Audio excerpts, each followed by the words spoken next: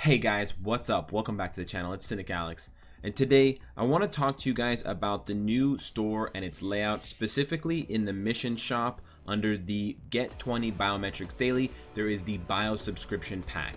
Now, previously it was in the store in a different place, but now they've given it its own kind of sub-tab, and it's showing you here all of the exclusive characters you can get. When you do actually get it, it then shows you which of those characters are exclusive, and it further entices you to develop those characters. So with that, and also with the idea that there are a lot of new players joining this game at the turn of the update with so much new information and new game modes and all this advertising and fanfare about the Guardians of the Galaxy, I thought it would be a good idea to go through this and go through all of the characters briefly to give you guys a good idea of which ones you should invest in if you want to get this bio subscription, so that you don't waste it, because it does cost about $10 or $11 in your native currency. It's not super cheap, so I don't want you to throw that away or not, put it to good use. So the 20 biometrics that you get every day will end up equaling 600 biometrics, because 20 multiplied by 30, it lasts for 1 month, is 600. Keep in mind that you need 630 biometrics in order to get a character from tier 1 star to tier 1 6 stars. So in the case of a character like Hellcat over here, I have 659 bios. If I rank her up to 6 stars, I will end up with 29 bios left over, because it takes 10 for the first star, then 20, then 40, then 80, then 160, then 320. Now, if you'll notice, the 600 that you get from your daily bio subscription pack is actually 30 bios short of that. So just keep in mind, even if you spend all 30 days on one of the exclusive characters, you will not get them unless you use some other item to augment that. But let's quickly go over the characters, and then we'll go over how you should go about getting them if you want to develop them one by one. So the first character that they list on the sheet is Enchantress. Enchantress is a blast character, and she's most notable for her Maiden's Farewell. It's a skill that can charm the enemy for 5 seconds, and when you get her to tier 2, which is her kind of ascended form, this hits 100% of the time. At tier 1, from 3 stars to 6 stars, it only hits 70% of the time. Still, she's a pretty strong blast character, and Maiden's Farewell is one of only 2 skills that will work against the regular world bosses. That is Proxima, Thanos, Ebony Maw, Supergiant, Corvus, and Black Dwarf. So Enchantress has the lucky fortune of being in the same group as Doctor Strange, because she can charm, or she can crowd control and freeze the world bosses. Because of that, she's a highly coveted paywall character or bio subscription character, and she's one of the best, if not the best one to invest in. The second one I believe that they list for you is Carnage. Carnage is another fantastic character to invest in because of his type. Not only is he a combat character who deals physical damage, but he's also a supervillain. And under the supervillain side or tag or alignment, there are very few strong bad guys. Carnage being probably the best, if not one of the best. Definitely the best in the combat class. He has no equal as a supervillain in the combat class, and even amongst regular characters of other classes, he still ranks very, very highly. Another fantastic character, but still one that is missing a little bit at tier 1 at 6 stars like Enchantress, but becomes much more powerful at tier 2 when he gets his ascended abilities with maximum carnage. The third character that they list on the bio subscription is one that I've actually derided a lot over the course of making videos and playing this game, and that is Hyperion. Hyperion is supposed to be Marvel's answer to Superman. However, Hyperion does not play like Superman in this game. He does have laser eyes, he does have a heel that's tied to the sun, but that's kind of where the comparison ends. Hyperion is a bit slow. Hyperion kind of is a 1 or 2 trick pony, and you will have difficulty with world bosses with your Hyperion unless you ascend him, and even then you may encounter some difficulty in Shadowlands. You'll encounter difficulty in Extreme Alliance Battle and PvP modes. overall, I would say that he's not a good investment for the BOW subscription pack as a standalone character, especially if he's one of your firsts. But if you're a diehard fan of his, you can go right ahead and invest in him. The next 3 characters I want to highlight specifically because they're not actually exclusive to this pack, and I think that's another important distinction to make here because Netmarble doesn't make it here. Gwenpool, Satana, and Clea can be obtained through other means, as well can Inferno. So actually 4 characters, skipping Ironheart, who's like mini Iron Man. Inferno, Clea, Satana, and Gwenpool can be gotten through other means in the game. So I'll show you what I mean. In the special missions, if you change the tab at the top here to New Avengers, if you play any of these missions, Gwenpool will show up as a striker. It's random, but she does show up, and it doesn't say it here, but it does happen. So you can very slowly grind for her bios, and you can take her from 1-star to 6-star that way without spending a dime, which I know a lot of people really like. If you go into the Epic Quest book right here and you go over to the Dark Dimension and you go over to the Dark Advent, which you need to have level 60 characters for, you can see here that you can get Satana's biometrics. I've farmed 800 extra ones. You need Satana for the Doctor Strange quest, so you may be tempted to use the bio subscription on her to rank her up faster, but if you're going to use it on one of these 4 characters I've listed, Inferno, Gwenpool, Satana, or Clea, I would recommend Clea.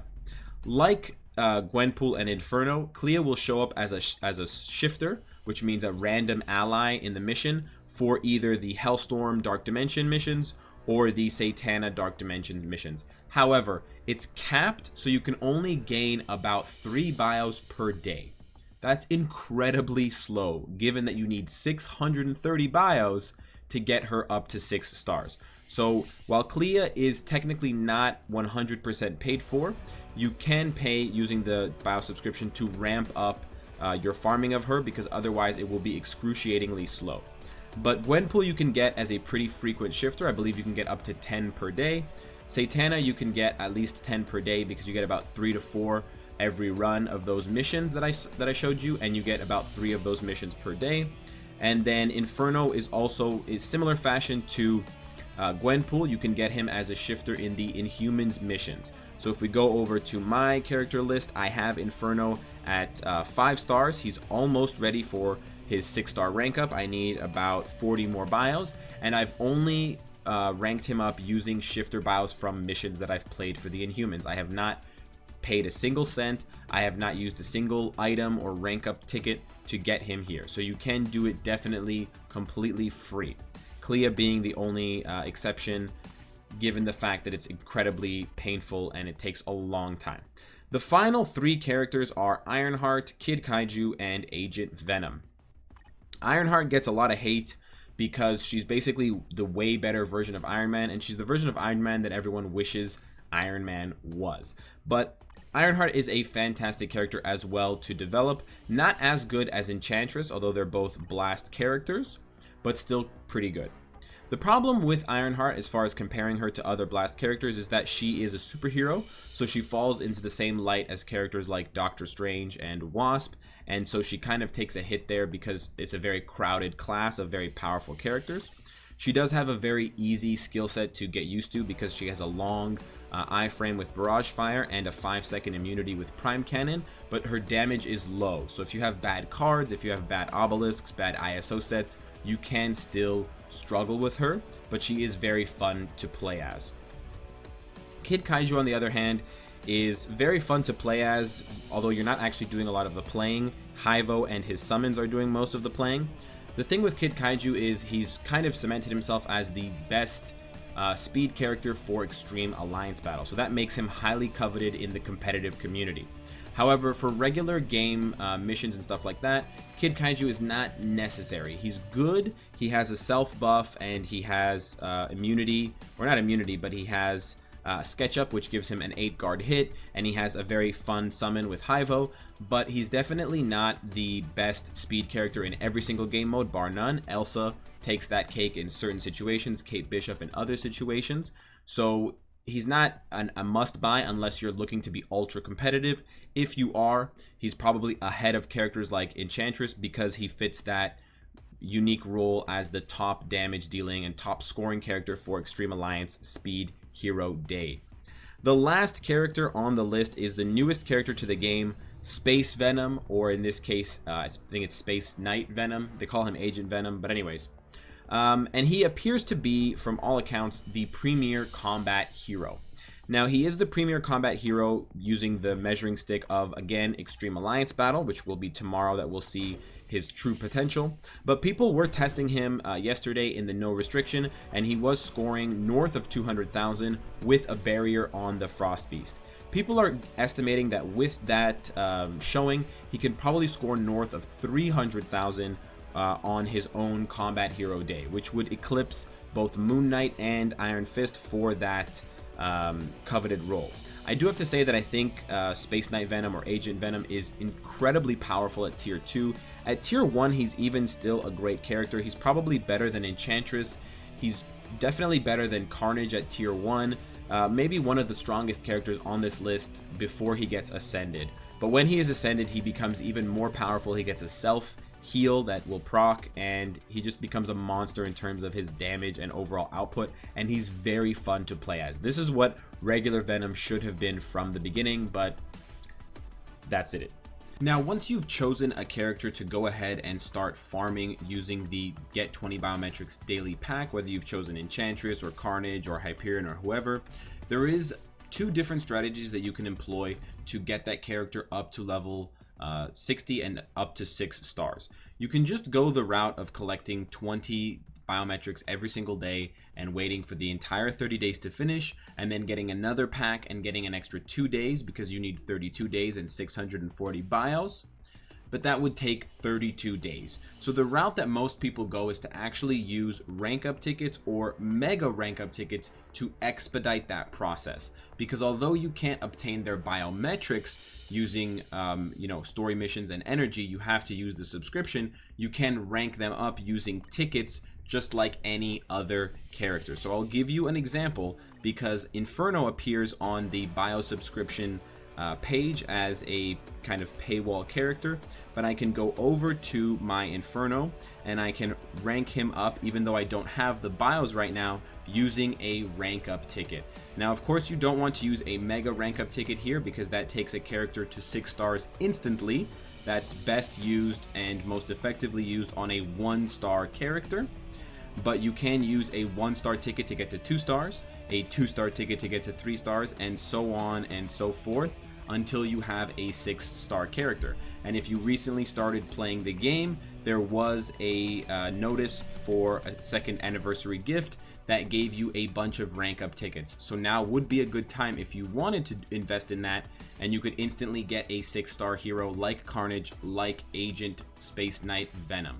While it's difficult to rank all of these characters in terms of the value that they bring to your roster, I will say that if you're just going to invest in them at tier 1, if you're just going to get them to 6 stars, you're probably going to have the most fun with someone like Enchantress or someone like Agent Venom. If you want to be ultra competitive, you definitely should go with someone like Kid Kaiju. And then if you just need things for Doctor Strange, you can go ahead and focus on Clea first and then Satana.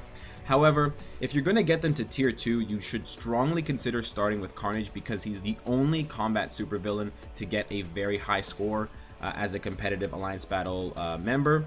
And then secondly, you should go with Kid Kaiju and potentially Agent Venom third, although we'll have to see just how much further he scores than someone like Iron Fist, because Iron Fist you can grind for his bios and story missions, so he's free to play friendly. So that is the breakdown of the bio subscription, guys. If you're looking to buy it, if you're looking to get it, you also get 300 crystals. So that is the only amount that goes towards your VIP level. The rest of it does not go towards it, so please keep that in mind. And keep in mind that not all of these characters are exclusively available on this list. It lists 10, but you have to deduct 4: Inferno, Clea, Satana, and Gwenpool, because they can be attained through other means. So in total, we only technically have 6 subscription-only characters, 5 of who I think are great, and 3 of who I think are fantastic, perhaps top tier in their own right. So let me know what you guys think. Let me know what your thoughts are on the bio subscription, if you've picked up one recently, or if you're a new player and you're debating it. I can answer your questions in the comments, and we can help each other out. And of course, guys, if you like what you see, I hope to see you again tomorrow. Take care.